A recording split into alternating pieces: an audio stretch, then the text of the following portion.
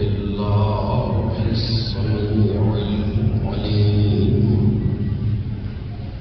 من الشيطان اللعين الرجيم بسم الله الرحمن الرحيم الحمد لله الذي لم يتخذ ولدا ولم يكن له ولي من الذل وكبره تكبيرا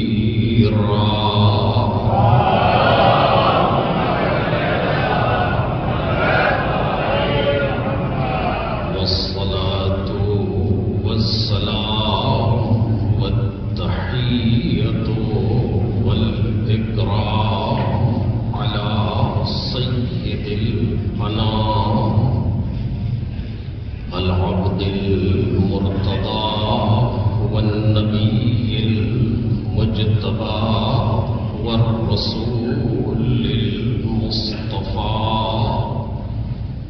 وآله الأطيبين الأطهرين الأكرمين المعصومين المظلومين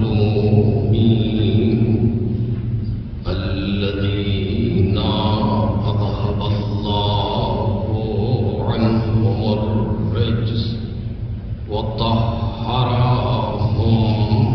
تطهيرا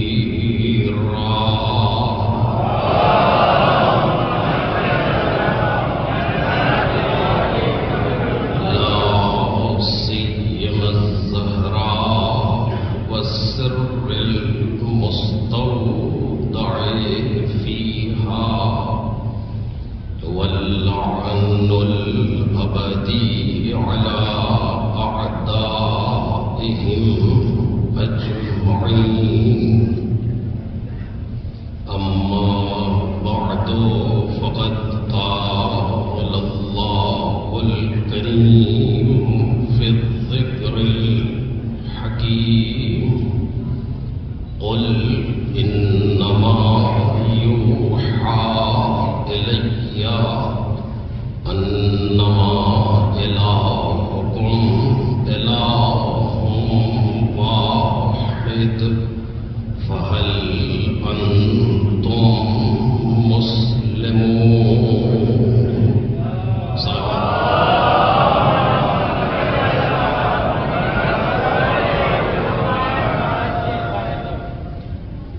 بزرگان محترم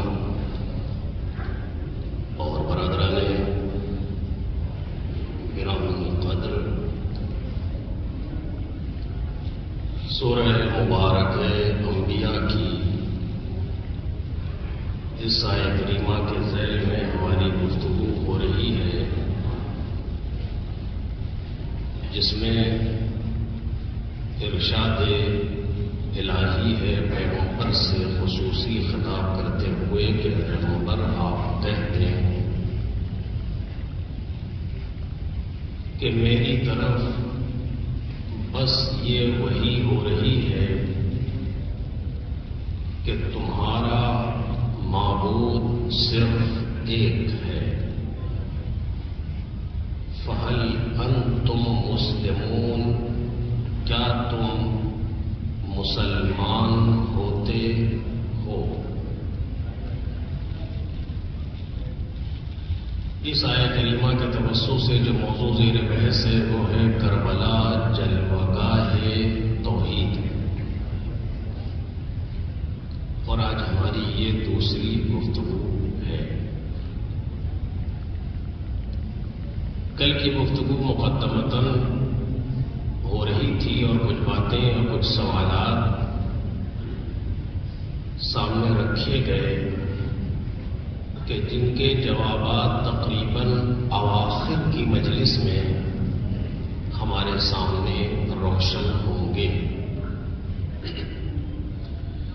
جس کا بنیادی سوال یہ تھا کہ بالآخر کربلا کے سلسلے میں اتنی زیادہ تاکید کیوں ہے؟ کوئی بھی بڑی مناسبت ہو، کربلا اس کے ساتھ میں موجود ہے. کیوں ہے ایسا؟ شب قدر ہو، امام حسین کی زیارت خود ایک عمل ہے. شب قدر ہے. شب عید امام حسین کی زیارت خود ایک عمل ہے. شب عید میں شب عید الاضحیٰ امام حسین کی زیارت خود ایک عمل ہے. روز عرفہ امام حسین کی زیارت خود ایک عمل ہے اور بہت زیادہ ثواب اور اہمیت کا حامل ہے. حتیٰ میں اس کی فضیلت کے لیے آپ کے سامنے گزارش کروں کہ یہ روایت میں موجود ہے کہ جو شخص میدان عرفات یعنی حج کے موقع پر میدان عرفات میں جائے اور عرفات سے باہر جب نکلے تو یہ خیال کرے کہ انہ لم یغفر فہو شقی، کہ وہ یہ گمان کرے، یہ خیال کرے کہ اس کو معاف نہیں کیا گیا ہے، وہ انسان شقی ہے میدان عرفات میں.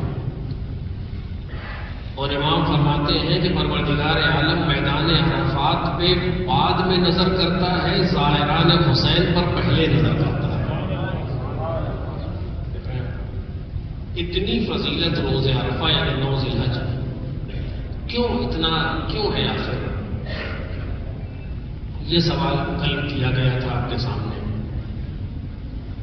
کہ اگر صرف اس لیے ہے کہ امام علیہ الصلوۃ والسلام کو وہاں پر ظلم کے ساتھ قتل کیا گیا تو ہمارے سارے امام ظلم کے ساتھ قتل کیے گئے.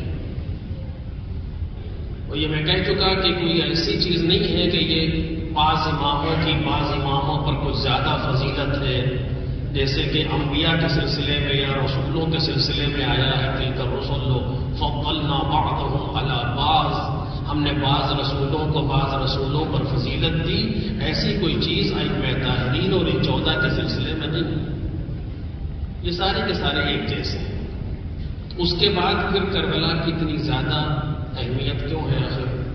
یہ بنیادی سوال ہے کہ جو انشاءاللہ اواخر کی مجالس میں روشن ہوگا اور اس پر گفتگو ہوگی انشاءاللہ. کربلا جیسا کہ کل عرض کیا گیا، کربلا کوئی ایک شہر کا نام نہیں ہے کہ جب ذہن میں تصور آئے تو کربلا تو اس کا مطلب یہ ہے عراق کے ایک شہر کا نام ہے. ایسا نہیں ہے. کربلا، توجہ کیجیے گا، کربلا نہ کسی جغرافیائی حدود پہ محدود ہونے کی کوئی چیز ہے اور نہ ہی کربلا کسی زمانے میں محدود ہونے کا کوئی واقعہ ہے. نہ تو زمانے کے اعتبار سے محدود ہے اور نہ ہی مکان یعنی جگہ کے اعتبار سے محدود ہے. اب یہ کیا مطلب کہ محدود نہیں ہے؟ یعنی کربلا کا سفر آج بھی جاری ہے. اب اسے ہم کیسے محسوس کریں گے؟ یعنی ہم کہنا کیا چاہتے ہیں کہ کربلا سن 61 ہجری 10 محرم 61 ہجری پر ختم نہیں ہوئی، بلکہ کربلا آج بھی جاری ہے. کیسے؟ بہرحال یہ بھی شاید اواخر میں اور زیادہ روشن ہو. میں نے کل گزارش کی آپ کے سامنے کہ کربلا کا ماضی کیا ہے؟ جناب آدم. جناب آدم سے ذکر کربلا شروع ہوا. کوئی واقعہ تاریخ کا ہمارے پاس ایسا نہیں ہے جس کے لیے اتنا اہتمام کیا گیا ہو. توجہ کریں آپ، کوئی بھی واقعہ تاریخ کا ہمارے سامنے ایسا نہیں ہے جس کے لیے اتنا اہتمام کیا گیا ہو جتنا اہتمام کربلا کے لیے کیا گیا.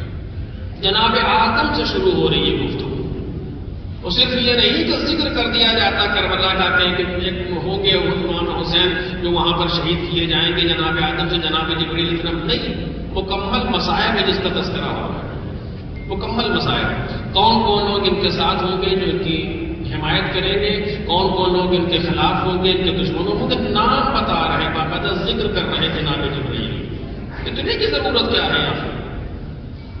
اور امام حسین کے سلسلے میں اسی جگہ پر جناب جبرائیل نے یہ کہا کہ حسین ابن علی اتنے پیاسے ہوں گے روز عاشور کہ زمین سے آسمان تک صرف دھواں نظر آ رہا ہوگا امام حسین.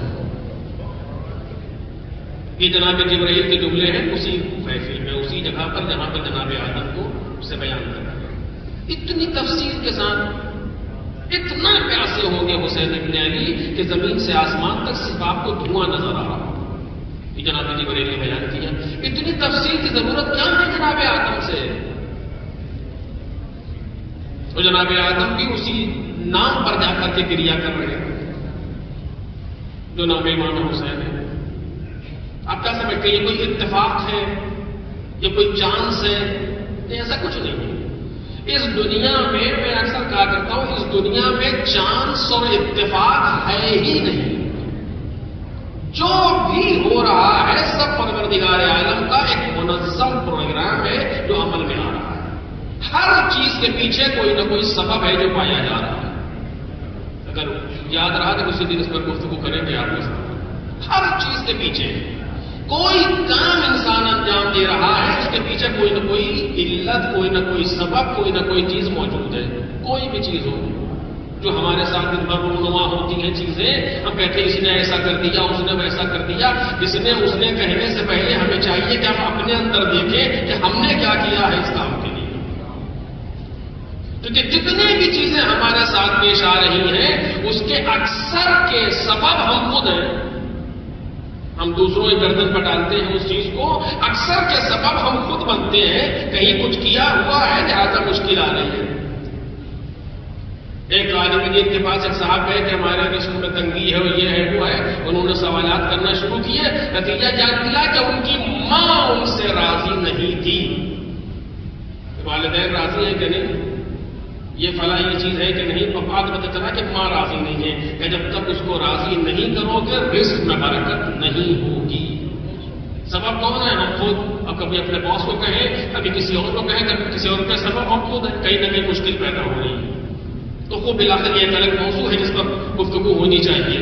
کوئی بھی چیز بے سبب نہیں ہے. جب بے سبب نہیں ہے تو جناب جبرائیل جناب آدم سے اتنی تفصیل سے ایک واقعہ بیان کر رہے ہیں. کیوں؟ جناب آدم کا دل جا کر کے نرم ہو رہا ہے لفظ حسین پر. ابھی امام حسین نہ بھوکے ہیں، ابھی امام حسین نہ پیاسے ہیں، ابھی امام حسین نہ مظلوم ہیں. ابھی تو امام حسین کچھ بھی نہیں، عالم نور الہی میں غرق ہے تسبیح پروردگار. جب جناب آدم وجود میں آ رہا ہے اس وقت امام حسین عالم انوار میں تسبیح پروردگار عالم کر رہے ہیں. اس دنوں کا تصور بھی نہیں پیدا ہو سکتا. لیکن اس وقت جناب آدم کا دل لفظ حسین پر نرم ہوا اور رونے لگے. جب تو اس وقت مظلوم نہیں تھے، مولا کچھ بھی نہیں ہوا تھا امام حسین کے ساتھ اس وقت. لیکن جناب آدم رو رہے ہیں. یہ کوئی چانس نہیں ہے، یہ پروردگار کا ایک منظم پروگرام ہے کہ آج ہی سے امام حسین کے سلسلے کی گفتگو شروع ہو جائے. سب سے پہلی چیز جو سب سے پہلا واقعہ بیان ہوا وہ کربلا تھا. اس کے بعد پھر میں نے کلرس کیا کہ ایک ایک نبی کربلا پر روتا چلا گیا. ایک ایک نبی. کوئی چیز ایسی نہیں ملے گی آپ کو کہ جہاں پر اس طریقے سے گریا کیا گیا ہو جیسا کہ کربلا کے لیے امام حسین پر گریا کیا گیا. سب پنجتن نے، میں اس کو مقدمتن ہی عرض کر رہا ہوں آپ کے سامنے، پنجتن نے کربلا کے لیے خصوصی اہتمام کیا. پنجتن نے، رسول اللہ نے بھی اہتمام کیا، مولا کائنات نے بھی اہتمام کیا، جناب سیدہ نے اہتمام کیا، امام حسن نے اہتمام کیا کربلا کے لیے. انبیاء تو الگ موضوع جو کربلا پر ہوئے ہیں، اور جن کا خون بہا ہے کربلا کے لیے، کربلا سے پہلے کل اشارہ کیا آپ کے سامنے. پنجتن نے، ہمیں صرف ایک آدھ جملے جس کو مناسبت بھی ہے کہ رسول اللہ نے اپنی بیوی زوجہ ام سلمہ کو ایک خاک دی. وہ کہا ام سلمہ اس خاک کو ایک شیشی میں رکھ لو، اور جب تک یہ خاک رہے سمجھ لینا کہ حسین زندہ ہے. اور جس دن یہ خاک خون میں بدل جائے سمجھ لینا کہ میرا بچہ مارا گیا. کیا ضرورت تھی اس کی؟ آپ سوچیں اس چیز کے لیے کیوں؟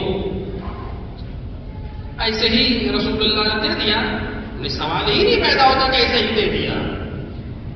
اور اس کے بعد بھی جب یہ خاک خون میں بدلی تو ام سلمہ سو رہی تھی. رسول اللہ نے خواب میں آ کر کے کہا، دیکھا رسول اللہ آئے ہیں اور آنے کے بعد آپ کی حالت یہ ہے کہ سر پر رہنا ہے، سر پر خاک پڑی ہوئی ہے. رسول اللہ یہ کیا حال ہے کہ کیا سو رہی ہو؟ میرا بچہ مارا گیا. ام سلمہ کی گھبرا کے آنکھ کھلی اور جب جا کر کے دیکھا، جن کے نام پر اس مدرسے کا نام کیا، جب جا کر کے دیکھا جناب ام سلمہ نے تو وہ خاک خون میں بدل چکی تھی.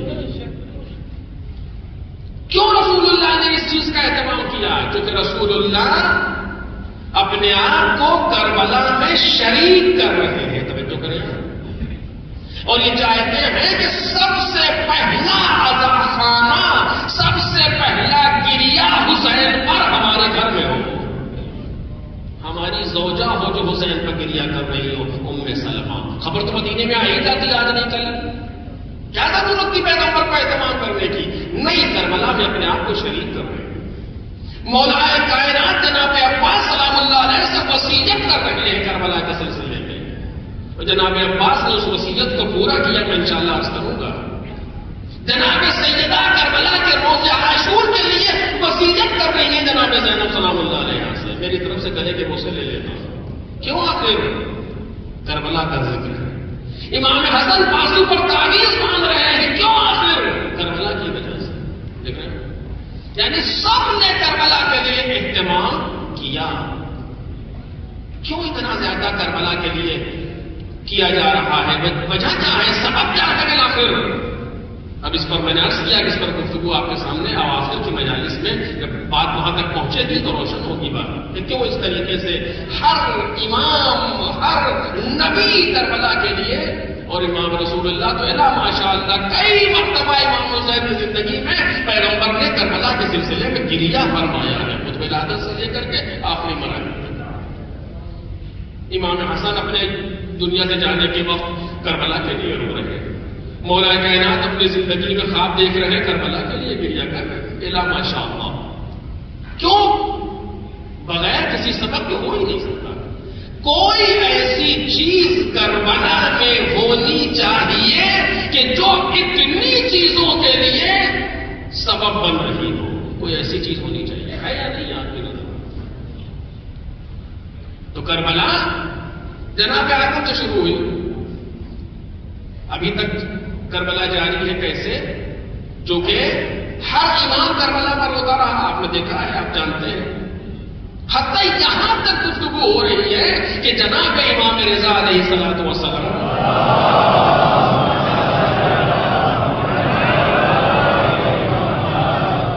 یا ہم لوگ جو اپنے لوگوں کے مر جانے پر مجلسیں برپا کرتے ہیں سیلفون کے عنوان سے یا 40ویں کے عنوان سے یا اصال ثواب کے عنوان سے، یہ بلا وجہ نہیں ہے. اس کے پیچھے ایک تھیوری ہے. کیا کہا امام رضا علیہ السلام نے جناب اپنے ایک شاگرد سے کہہ رہے ریان ابن شبیب سے، ان کنت باکیا لشیء، اے شبیب کے بیٹے اگر تمہیں کسی بھی چیز پر رونا آئے، کسی بھی چیز پر رونا آئے، کسی مظلوم کو دیکھ لو، کسی غریب کو دیکھ لو، کوئی غم طاری ہو جائے، کوئی مصیبت تم پر آ جائے، کسی بھی چیز میں لشیء نکرہ ہے، ان کنت باکیا لشیء، اگر تم کسی بھی چیز پر تمہیں رونا آئے، فابکی للحسین ابن علی ابن ابی طالب، تو تم حسین ابن علی ابن ابی طالب پر رونا. امام رضا کسی بھی چیز پر اگر تمہیں رونا آ رہا ہو تو تم امام حسین پر رونا. اپنے بیٹے پر رونا آ رہا ہو، امام حسین کے بیٹے کو یاد کر کے رونا. اپنے باپ پر رونا آ رہا ہو تو کربلا کے بزرگوں کو یاد کر کے رونا. کسی بھی چیز پر تمہیں رونا آ رہا ہو تو کربلا کو یاد کرو. یہ امام رضا سلام اللہ علیہ فرما رہے ہیں، فابکی للحسین ابن علی ابن ابی طالب. اس کے بعد ایک سبب بیان کرتے ہیں، یہ اس کو ابھی بیان کرنے کا موقع نہیں ہے، کبھی اور عرض کروں گا آپ کے سامنے. یہاں تک تو یعنی جاری ہر امام کربلا کے لیے رو رہا ہے. اس کے بعد آخری مرحلہ تک یہ بات بند ہو جائے، امام زمانہ سلام اللہ علیہ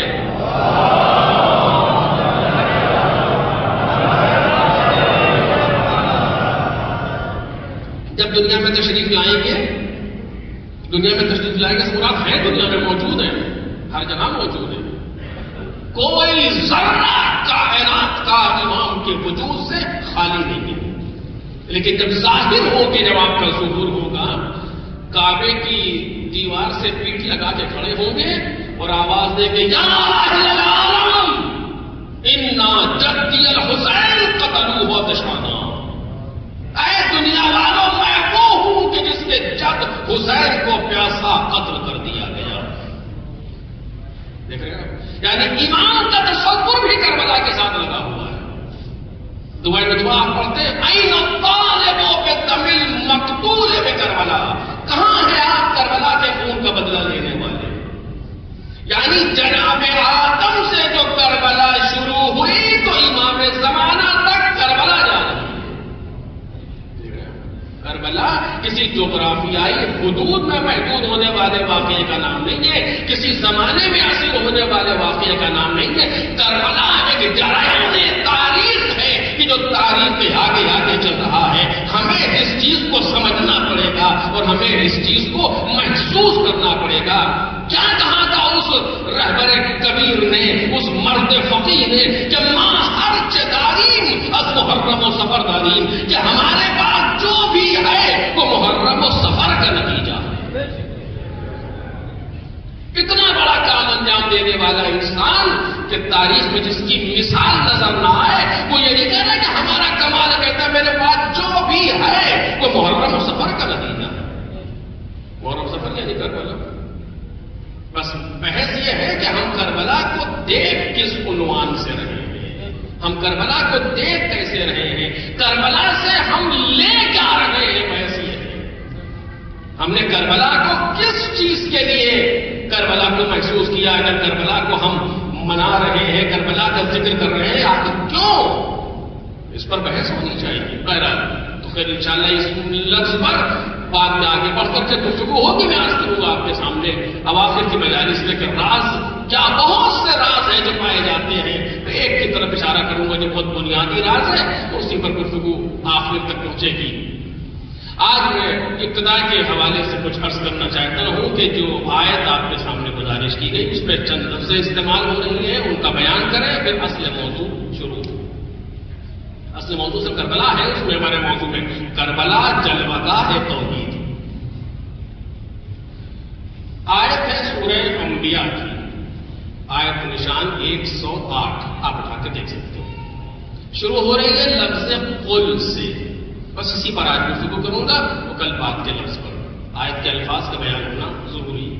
قل، آپ عربی ملک میں رہنے والے لوگ ہیں، بس ضرورت نہیں ہے معنی بیان کرنے کے. قل یعنی کہو. پروردگار کس سے کہہ رہا ہے؟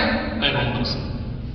سارے مفسرین کو آپ اٹھا کر کے دیکھیں، سب نے کہا کہ لفظ قل سے مراد پیغمبر ہے. خطاب پیغمبر کے لیے، ہم سے اور آپ سے نہیں کہا جائے.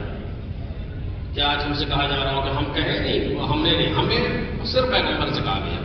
اس لفظ قل کا مصداق واحد خود پیغمبر کی ذات والا صفات. کیوں کہا جا رہا ہے قل؟ تاکہ پیغمبر کہیں. اگر قل نہ کہا گیا ہوتا تو پیغمبر نہ کہتے. یہ سوال ہے. قل کے معنی ہے کہو. تو اگر قل نہ ہوتا تو پیغمبر نہ کہتے. ہر آیت میں تو قل نہیں ہے. بسم اللہ الرحمن الرحیم الحمدللہ رب العالمین الرحمن الرحیم غیر المغضوب علیہم ولا الضالین، کہیں پر قل نہیں ہے.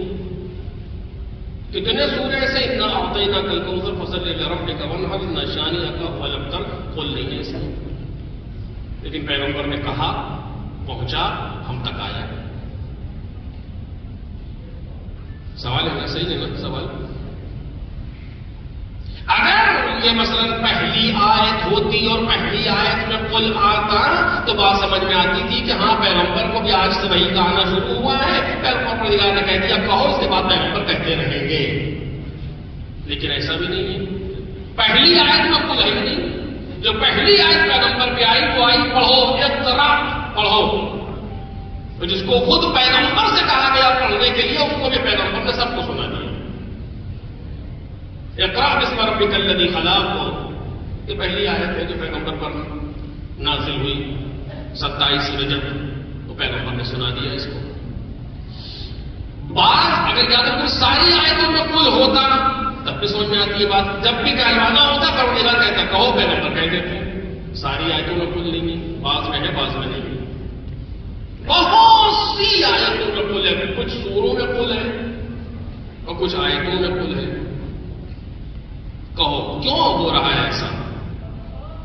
یہ سوال اللہ سے کہ اے میرے پروردگار، جب تیرا نبی بغیر کہہ دیتا ہے تو پھر کہنے کی ضرورت کیا ہے اس سے؟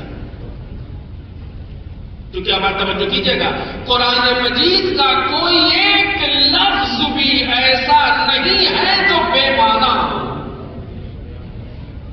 یا تکرار ہو.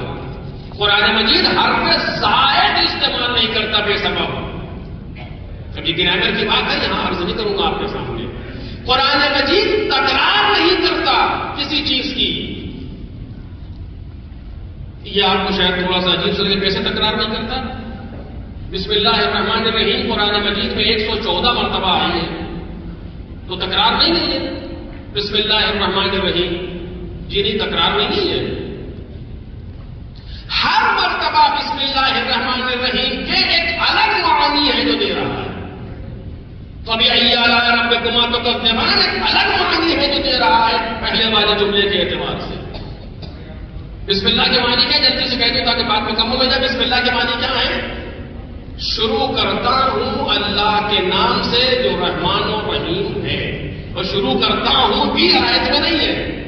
اس کو علماء نے عربی ادب کے اعتبار سے ایک لفظ کو مقدر مانا، ورنہ صرف اتنا ہے بنام خدا رحمان و رحیم، اللہ کے نام سے جو رحمان و رحیم ہے. اللہ کے نام سے کیا لوگوں کا شروع کرتا ہوں. اور آپ دیکھیے معنی سارے بسم اللہ کے ایک ہوں گے یا الگ ہوں گے. آپ کھانا کھانے کے لیے بیٹھے، آپ نے کہا بسم اللہ الرحمن الرحیم. آپ گھر سے نکلنا چاہتے ہیں، آپ نے کہا بسم اللہ الرحمن الرحیم. ان دونوں بسم اللہ کا مطلب ایک ہے یا الگ ہے؟ تو دونوں بسم اللہ کا مطلب الگ ہے. وہاں کیا ہوا؟ کھانا کھانا شروع کر رہا ہوں بنام خدا رحمان الرحیم. یہاں کیا ہوا؟ سفر کو شروع کر رہا ہوں بنام خدا رحمان الرحیم. جتنی مرتبہ انسان دن بھر میں بسم اللہ الرحمن الرحیم کہتا جائے گا، ایک نیا معنی بسم اللہ سے پیدا ہوتا جائے گا. قرآن مجید تکرار نہیں کرتا ہے بلکہ نئے معنی ہے جو القاء کرتا ہے. ایک صلوات پڑھیں محمد اور آل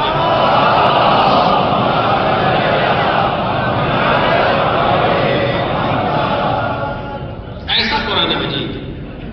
تو قرآن مجید کیسے بے سبب الفاظ بیان کر دے گا؟ مثلا ایک لفظ قل ہے جو پیغمبر جس کے کہے بغیر کہہ رہے ہو، تو قرآن مجید کو کہنے کی ضرورت کیا ہے کہ پیغمبر آپ کہیے. پروردگار جب تیرا نبی بغیر قل کے کہے ہوئے پیغام کو پہنچا دیتا ہے تو پھر قل کہنے کی ضرورت کیا ہے؟ کیا یہ زائد ہے، بلا وجہ ہے؟ سوال محسوس ہو رہا ہے نا. خوب. دوسرا سوال رسول اللہ سے پوچھیں گے کہ یا رسول اللہ، یہ لفظ قل جتنا ہم نے سمجھا ہے سارے مفسرین نے کہا کہ یہ آپ کے لیے، تو آپ کس کے لیے کہہ رہے ہیں؟ ابھی ایک سال پہلے میرے پاس آئے، کان میں کہیں اور کہیں کہ کہہ دیجئے کل مجلس یعنی خطابت 8:15 بجے شروع ہو جائے گی آج کی طرح، کیونکہ ٹائم آخر کے لیے مشکل ہوتی ہے ذرا سی، تو لہذا 8:15 بجے خطابت، 8:15 بجے 9:15 بجے ختم، 9:15 سے ماتمداری، 9:45 میں ختم، 9:45 میں زیارت. یہ مجھ سے کہیں کان میں آ کر کے اعلان کر دیجیے، تو میں کیا کہوں گا؟ میں کہوں گا کل خطابت 8:15 بجے شروع ہو جائے گی، یہی تو کہوں گا. یا میں بھی کہوں گا کہہ دیجئے کل خطابت 8:15 بجے شروع ہو جائے گی. یہ کہہ دیجئے تو میں نہیں کہوں گا کہ تو مجھ سے کہا گیا ہے. تو جو مجھ سے کہا گیا ہے، جو لفظ کو میں اپنے لیے روک کر کے مفہوم کا اعلان کروں گا نا. رسول اللہ سے پیغمبر پروردگار عالم نے کہا قل، کہہ دو. کیا کہہ دو؟ انما یوحی الیہ، میری طرف بس یہ وحی آ رہی ہے. پیغمبر کو کیا کہنا چاہیے تھا؟ میری طرف بس یہ وحی آ رہی ہے. پیغمبر کس سے کہہ رہے ہیں؟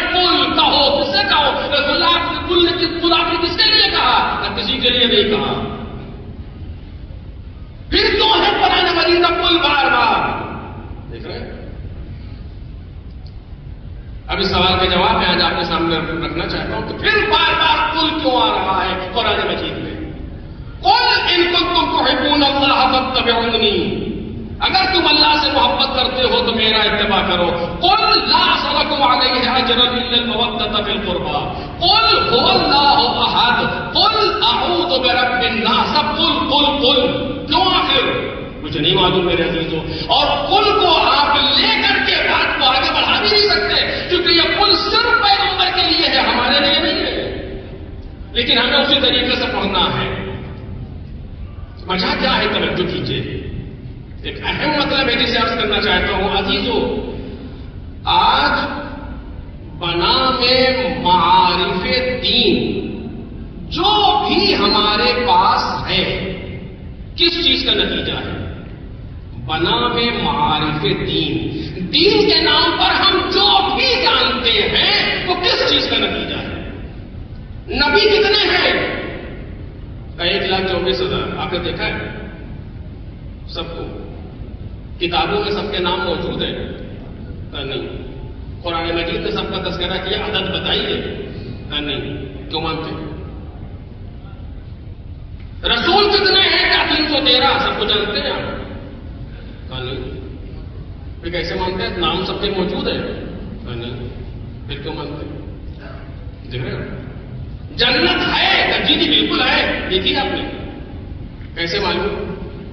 جہنم ہے؟ بالکل ہے.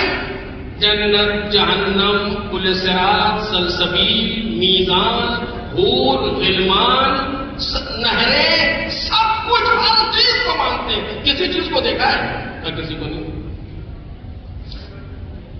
پھر کیوں مانتے ہیں؟ کیوں مانتے ہیں آخر اگر جب نہیں دیکھا، نہیں جانتے؟ فلسفہ بھی ثابت نہیں کر سکتا ان چیزوں کو. فلسفہ کیا بتائے گا؟ کوئی ایسی جگہ ہونی چاہیے کہ جہاں پر انسانوں کی کرتوت کا حساب و کتاب ہو سکے. بس اس کی آگے وہ جنت ہوگی، نہر ہوگی، باغ ہوگا، یہ ہوگا. یہ سب فلسفہ تھوڑی بتا گا. جزیات ہے یہ، حساب ایسے ہوگا، حساب ایسے ہوگا. کون بتائے گا؟ یہ ہم نہیں معلوم. کیسے مانتے ہیں پھر؟ کس چیز سے مانتے ہیں؟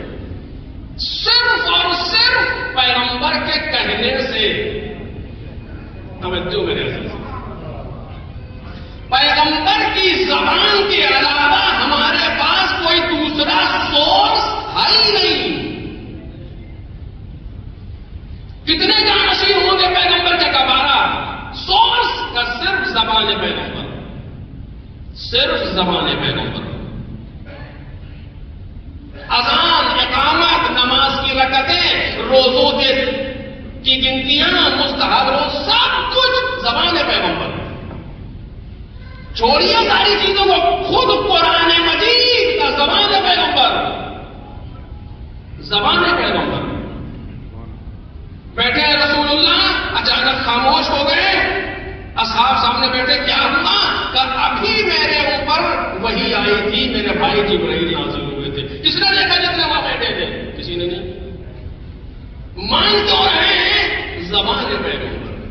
دیکھ رہے ہیں پورا قرآن مجید 3 چیزیں پیغمبر کی زبان سے صادر ہوئی: قرآن، حدیث قدسی اور حدیث پیغمبر. ایسے معلوم آپ کو آپ جو بول رہے ہیں وہ حدیث قدسی ہے، آپ جو بول رہے ہیں وہ آیت ہے، آپ جو بول رہے ہیں وہ حدیث پیغمبر ہے. کون سا پڑھا لکھا انسان وہاں موجود تھا جو طے کر دیتا کہ کون سا کلام رسول ہے، کون سا کلام پروردگار ہے؟ زبان پیغمبر. اب اس میں علمی مطالب اور بھی ہے لیکن میں اس کو نہیں چھوڑنا چاہتا. زبان پیغمبر ہے کہ نہیں؟ اس طریقے سے اگر زبان پیغمبر کو بیچ سے ہٹا دیا جائے تو سارے دین کی عمارت ڈھا جائے گی، کچھ نہیں بچتا. اور ہر چیز پر مسلمان کا ایمان ہے کہ پیغمبر نے یہ کہا. صرف ایک بات بھول جاتا ہے، اس کا نام بدیر ہے. باقی صاحب پیغمبر نے کہا یاد ہے. ایک چیز جس کو سب سے زیادہ اہتمام سے سنایا بھی، دکھایا بھی، وہی بھول گئے. باقی سب یاد ہے. اور صرف زبان پیغمبر ہے. توجہ کیجیے کہ جو بات عرض کر رہا ہوں. اسی لیے رسول اللہ نے اللہ کی توحید سے زیادہ، بہت توجہ عزیزو، ممکن ہے میں اپنے قد سے بڑا جملہ کہہ رہا ہوں لیکن میں دلیل کے ساتھ بات کر رہا ہوں آپ کے سامنے. رسول اللہ نے اب اللہ کی توحید اور اس کے پیغام سے سے زیادہ اپنی زبان پر محنت کی تھی مکے میں. توحید سے زیادہ رسول اللہ نے اپنی زبان پر محنت کی تھی. دین سے زیادہ رسول اللہ نے اپنی زبان پر محنت کی تھی. رسول اللہ نے دین کا پیغام کتنے سالوں تک پہنچایا؟ 23 سال تک. 13 سال مکے میں، 10 سال مدینے میں. 23 سال تک اپنے پیغام کو پہنچایا. اور اس وقت بھی نبی تھے جب دنیا میں آئے تھے، اور اس وقت بھی نبی تھے جب دنیا میں نہیں آئے تھے. کنت النبیّا وآدم بین الماء والطین. میں اس وقت نبی تھا جب آدم مٹی اور پانی کے درمیان تھے. دیکھ رہے ہیں؟ میں اس وقت نبی تھا جب آدم مٹی اور پانی کے درمیان تھے. آدم تو کہہ نہیں سکتے کہ نبی ہمارے جیسا ہے. یہ انسان کیا منہ لے کر کے کہے گا کہ نبی ہمارے جیسا ہے؟ ایک صلوات پڑھیں محمد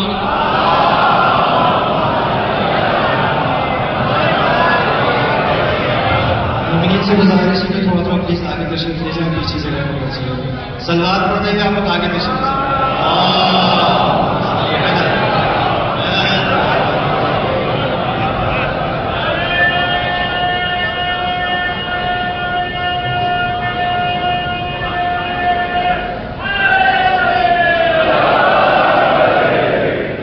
خدا ختم الانبیاء صلی اللہ.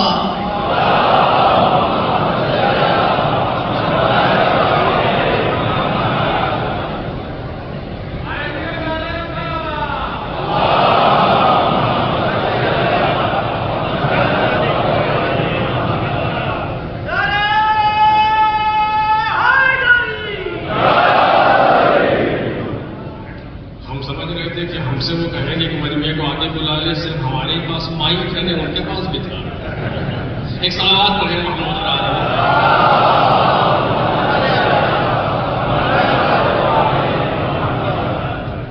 دیکھ رہے ہیں؟ رسول اللہ نے 23 سال تک محنت کی دین کا پیغام پہنچانے کے لیے. 13 سال مکے میں، 10 سال مدینے میں. دین کے پیغام کے لیے رسول اللہ نے 23 سال محنت کی. رسول اللہ اس وقت نبی تھے جب آدم مٹی اور پانی کے درمیان تک. کب سے تھے ہمیں نہیں پتا. یہ تو پیغمبر نے وہاں سے شروع کیا کہ وہ اس وقت میں نبی تھا. کب سے تھا نہیں معلوم. جب آدم مٹی اور پانی کے درمیان تھے تو اس وقت سے جب آپ نبی تھے تو اعلان کیوں نہیں کیا دنیا میں آ کر کے آپ نے؟ جناب عیسیٰ تو 3 دن کی سن میں بول رہے ہیں. 3 دن کے سن میں جناب عیسیٰ کہہ رہے بچہ نبی، اس نے مجھے نبی بنا دیا.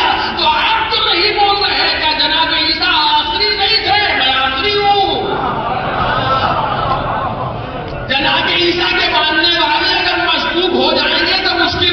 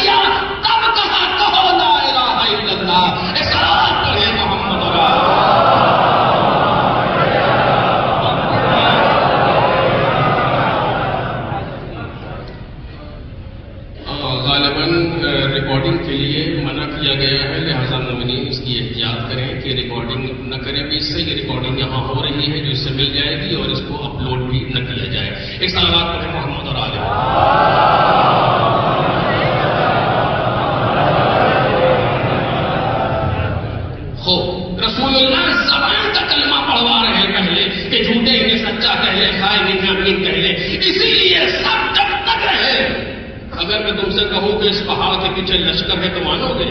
اب مانیں گے۔ دلیل آج تک ہم نے آپ سے کبھی کوئی جھوٹ سنا ہی نہیں۔ اگر جا کر کے دیکھو لشکر نظر نہ آئے تو کیا ہم سمجھیں گے کہ آپ سچے ہیں؟ ہم اندھے۔ رسول اللہ کو زبان کا کلمہ پڑھوانا تھا، زبان کو منوانا تھا، تو اس کا ربط کیا ہے ہماری بحث سے؟ میرے عزیزوں پر پروردگار عالم نے بھی اس بات کا خیال رکھا کہ پیغمبر کی زبان دنیا میں قابل اعتماد رہے ہمیشہ کے لیے، لہذا جو لفظ پیغمبر کے لیے تھا پیغمبر نے اسے بھی بیان کیا۔ کل پیغمبر کے لیے ہے، پیغمبر کہہ رہے مطلب کیا ہے؟ مطلب یہ ہے کہ میں خود نہیں کہہ رہا ہوں، مجھ سے کہلوایا جا رہا ہے۔ ایک صلاۃ پڑھیں محمد میں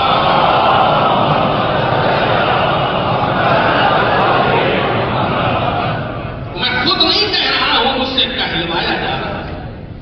بہت سی ایسی علتیں ہیں جو اس لفظ قل کے پیچھے ہو سکتی ہیں۔ سب سے اہم مسئلہ کہ زبان پیغمبر کو اعتماد دینا کہ میرا حبیب جو بھی کہہ رہا ہے وہ اپنی مرضی سے نہیں کہہ رہا۔ ما ينطق عن الهوى ان هو الا وحی یوحی، یہ اپنی ہوائے نفس سے کلام ہی نہیں کرتے، بس وہی کہتے ہیں جو وحی ہوتی ہے۔ اس لیے بار بار لفظ قل آ رہا ہے۔ پیغمبر آپ کہہ دیجیے، پیغمبر آپ کہہ دیجیے، تاکہ پڑھنے والا سننے والا محسوس کرتا رہے کہ یہ کلام پیغمبر نہیں ہے بلکہ کلام پروردگار ہم سے کہلوایا جا رہا ہے۔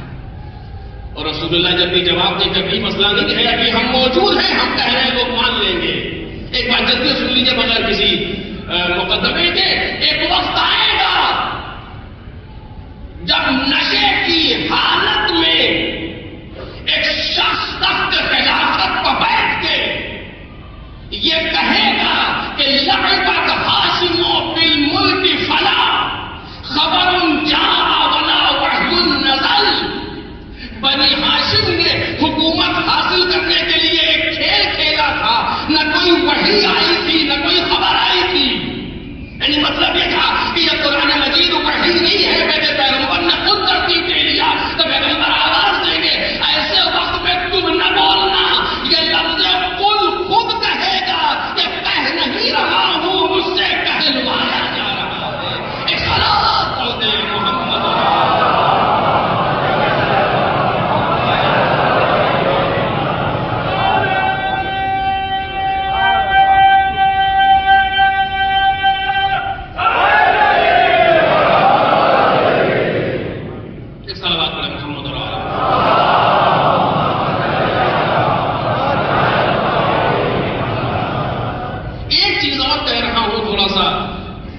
لفظوں میں آپ اسے محسوس کر لیں گے تو بہتر ہے، ورنہ کوئی بات نہیں۔ بہت سے راز ہیں جو اس لفظ قل کے اندر پوشیدہ ہے، توجہ کریں آپ، کیونکہ قرآن مجید ہے، ورنہ اتنی زیادہ دقت نظر کی ضرورت نہیں ہوتی۔ قرآن مجید ہے یہ۔ بعض چیزیں ایسی بھی ممکن ہیں، بہت آہستہ سے اس بات کو عرض کر رہا ہوں چونکہ ذرا سا ابتکاری چیز ہے۔ بعض چیزیں ایسی ممکن ہیں جو خود پیغمبر نہیں کہہ سکتے۔ آپ مانتے ہیں اس چیز کو؟ باپ نے اپنے بیٹے سے کہا کہ جب کوئی میرے بارے میں پوچھے تو کہہ دینا کہ بابا فلاں جگہ گئے ہیں۔ درست؟ یہ جملہ بیٹا خود نہیں کہہ سکتا، مثلا اس لیے کہ وہ چیز اس کی نظر میں درست نہیں ہے، لیکن بیٹا خود نہیں کہہ رہا، باپ کی اطاعت میں جملہ دہرا رہا۔ اگر خود کہتا تو کوئی الزام آ جاتا اس کے اوپر، مجبور کیا باپ نے اس کو اطاعت میں تاکہ وہ یہ جملہ کہہ سکے۔ جیسے مثلا ایک بیٹا ہے کہ نہیں چاہتا کہ کہے کہ اس کو ایک ایگزام میں 99% مارکس آئے ہیں، نہیں بتانا چاہتا، تواضع کر رہا ہے، لیکن باپ نے کہہ دیا کہو، تو اب تواضع نہیں کام آئے گی، باپ کی اطاعت کام آئے گی۔ بہت سی ایسی جگہیں ہیں قرآن مجید میں، آپ اٹھا کر کے دیکھیں کہ جو پیغمبر خود نہیں کہہ سکتے، بلکہ پیغمبر کو تم یہ کہو۔ وجہ کیا ہے؟ وجہ ایسے بھی نہیں کروں گا، لیکن رسول اللہ سے کہا جا رہا کہ تم کہو، تو اب جب رسول اللہ کہہ رہے ہیں تو اطاعت عامر پروردگار ہے. پروردگار نے کسی مصلحت کے لیے یا ایک لفظ کھول کے کہہ دوں آپ کے سامنے، دوسروں کی توحید کو بچانے کے لیے بعض اوقات پیغمبر سے وہ باتیں کہلوا دی کہ جو اگر پیغمبر خود کہنا چاہتے تو مشکل ہو جاتی، لیکن دوسروں کی توحید بچانے کے لیے ایک جملہ گزارش کر رہا ہوں آپ کے سامنے.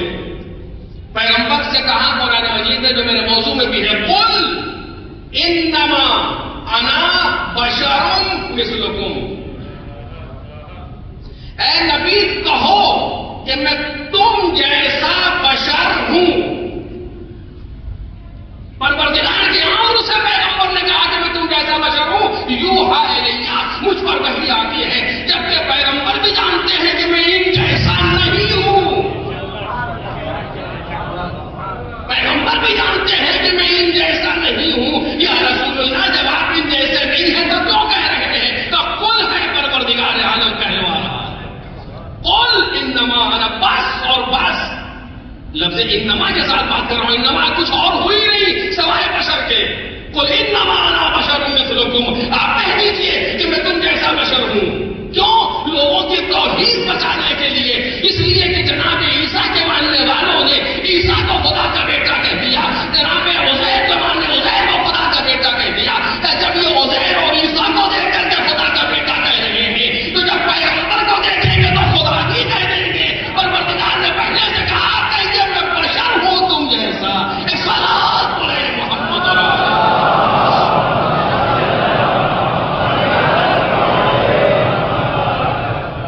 زبان پیغمبر. اور انشاءاللہ یہ موضوع تھوڑا سا رہ گیا، اس پر کل اسی جگہ سے بات اور آگے بڑھے گی. زبان پیغمبر کا اہتمام ہے،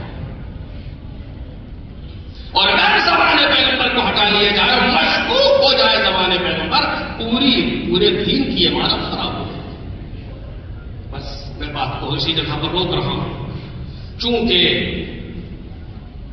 صداقت اور امانت یہ دو چیزیں بہت زیادہ ضروری ہوتی ہیں کسی پیغام کو پہنچانے کے لیے، صداقت اور امانت. اسی لیے ایک مسئلہ بھی آپ کے ساتھ بیان کر دوں، اسی لیے مذاق میں بھی جھوٹ جائز نہیں. علماء کا فتویٰ بھی ہے، معصوم کی حدیث بھی ہے، لا یجوز الکذب ولو فی المزاح. جھوٹ جائز نہیں ہے اگرچہ مذاق میں کیوں نہ ہو. کیوں؟ اس لیے کہ تمہاری شخصیت نہ خراب ہونے کا. یہ نہ لگے پتہ نہیں کب سچ بولے کب جھوٹ بولے. نہیں، ایسا بنا لو اپنے آپ کو کہ جب کچھ کہو تو لوگ آنکھ بند کر کے اعتماد کریں. اگر فلاں نے کہا ہے تو سچ کہا. دیکھ رہے ہیں، معصوم کا خاصہ ہی یہ ہے کہ زبان پر اعتماد. بس میں بات کو تیسری پر روک رہا ہوں، زبان پر اعتماد.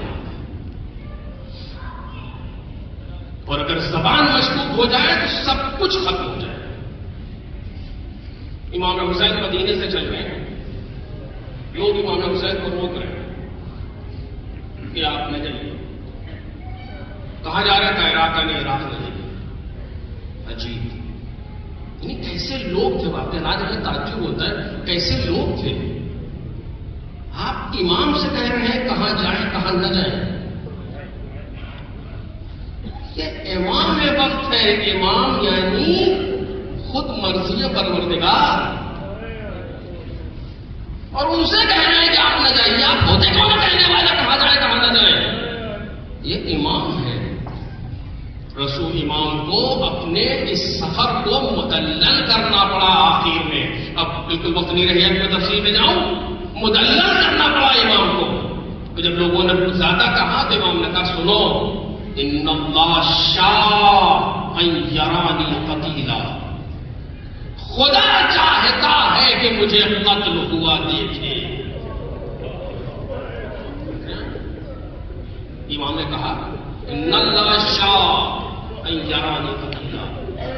اچھا ان بچوں کو نہ لے جائیں، بیویوں کو نہ لے جائیں. پھر امام نے کہا ان اللہ شاء ان یراہن سبایا، خدا چاہتا ہے کہ انہیں اسیر دیکھے.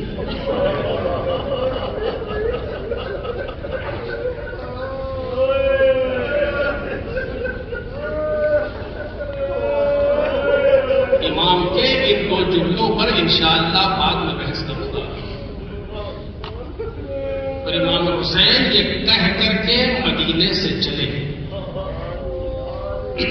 کاش مجھے یاد رہ جائے اس جملے کو بیان کروں آپ کے سامنے بعد میں. کتنے تھے جو امام حسین کے ساتھ نہیں آئے اور کتنے تھے جو امام حسین کے ساتھ چلے. مکے آئے. مکے میں کوفے سے خطوط آنا شروع ہوئے. ان خطوط کے جواب میں امام حسین نے ایک شخص کو کوفے بھیجا.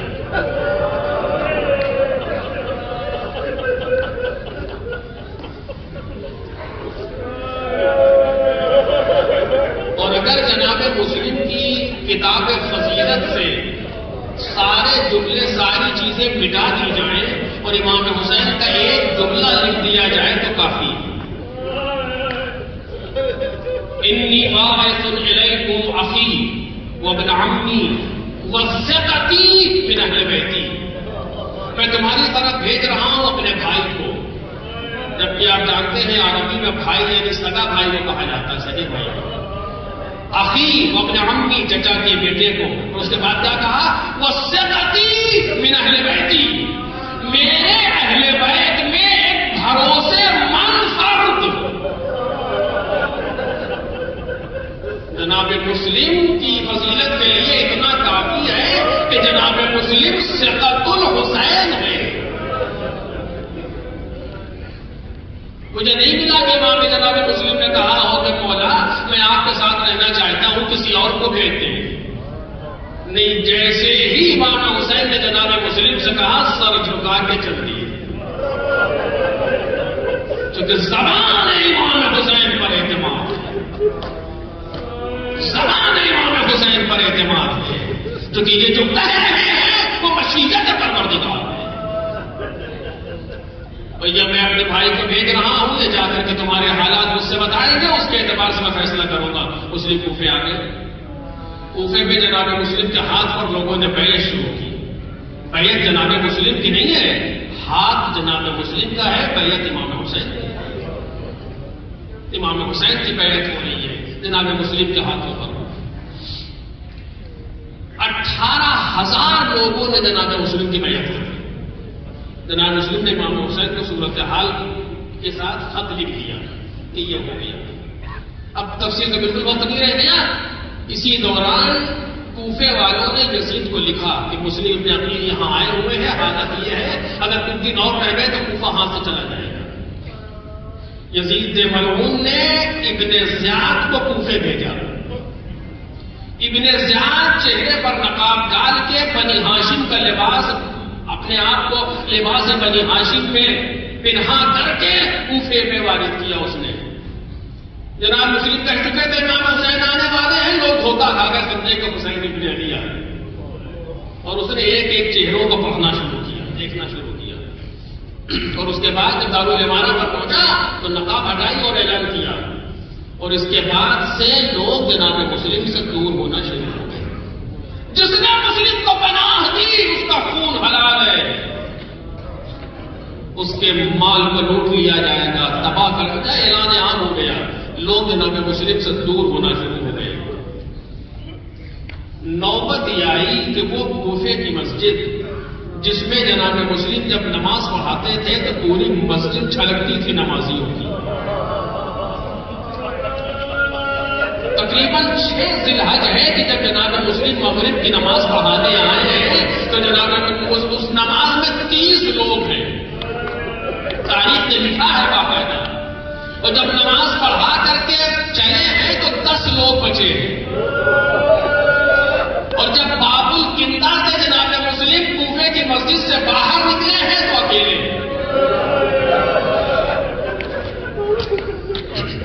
جناب مسلم کو اپنی جان کی فکر نہیں ہے, اپنی ذمہ داری کی فکر ہے جو امام حسین نے کاندھوں پر رکھی ہے.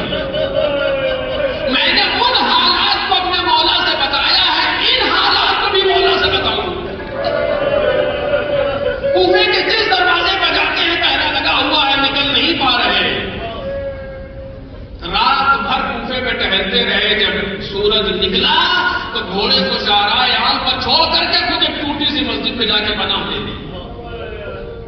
پورا دن اس مسجد میں بیٹھے رہے. رات ہوئی تو پھر نکلے کہ پھر چلے کہیں سے شاید کوئی راستہ مل جائے, لیکن راستہ نہیں مل رہا.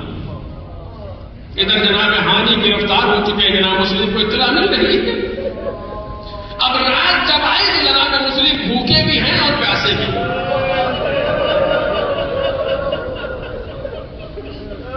آج کا دن گزر گیا, رات آئی. چاروں طرف گئے, آپ پیدل ہیں, چاروں طرف گئے, تھک گئے, کوئی راستہ نہیں ملا. ایک گھر کے چبوترے پر آ کے بیٹھ گئے. کچھ دیر کے بعد گھر کا دروازہ کھلا, ایک صحیفہ باہر آئی. اس نے کہا, اے شیخ یہاں نہ بیٹھ, مسلم ابن عقیل آئے ہوئے ہیں, کوفے کے حالات خراب ہیں, لوگ تجھے پریشان کریں گے. جناب مسلم نے جواب نہیں دیا, اشارے سے پانی بہا. گھر کے اندر گئی, پانی لے کر کے آئی, پانی دیا, پی لیا تھا, پانی پی لو, چلے جاؤ. کچھ دیر کے بعد جب اپنے بیٹے کے انتظار میں تھی, کچھ دیر کے بعد پھر آئی اور دیکھا کہ جناب مسلم بیٹھے ہوئے ہیں. اب اس نے لہجہ بدل دیا, کہتی ہے شیخ میں بیوہ عورت ہوں, مجھے اچھا نہیں لگ رہا, میرے دروازے پر کوئی جوان بیٹھا ہے.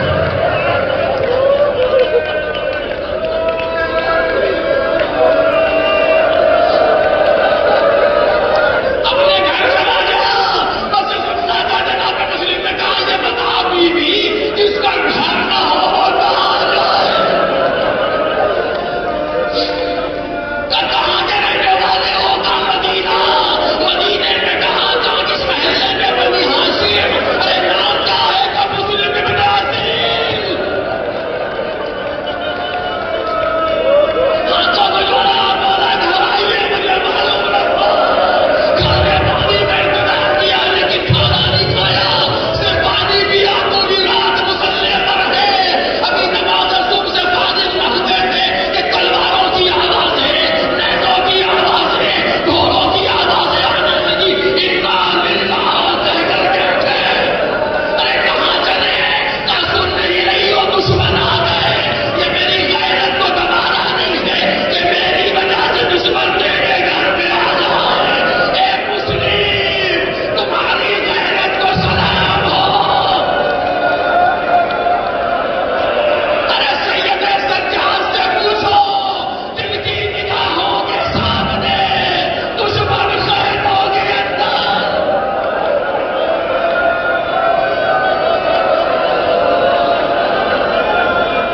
خوب لڑے, دھوکے سے گرفتار کیا گیا. معذرت خواہ ہوں, وقت میں گنجائش نہیں کہ تفصیل سے پڑھ سکوں. آپ جانتے ہیں گرفتار کیا گیا دھوکے سے. لوگ لے کر کے ابن زیاد کے سامنے آئے اور کہا, کسی نے امیر کو سلام کرو. جناب مسلم نے آنکھوں میں آنکھیں ڈالی, آواز دی, میں ہی امیر ہوں, سوال حسین, حسین کے علاوہ میرا کوئی امیر نہیں ہے.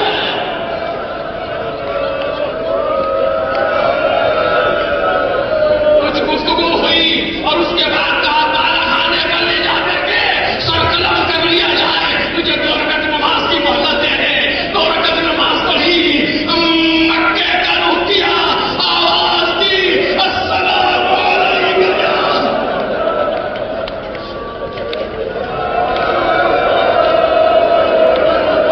امام حسین مکے سے چل رہے ہیں کربلا کی طرف. 2 منٹ مشکل سے دیکھا, ایک شخص سامنے سے آ رہا ہے کوفے کی طرف سے. امام حسین اس کو دیکھتے رہے کہ یہ قریب آ جائے تو اس سے پوچھے. اس نے جب امام حسین کو دیکھا تو راستہ بدل کے چلا گیا. 2 لوگوں نے اس منظر کو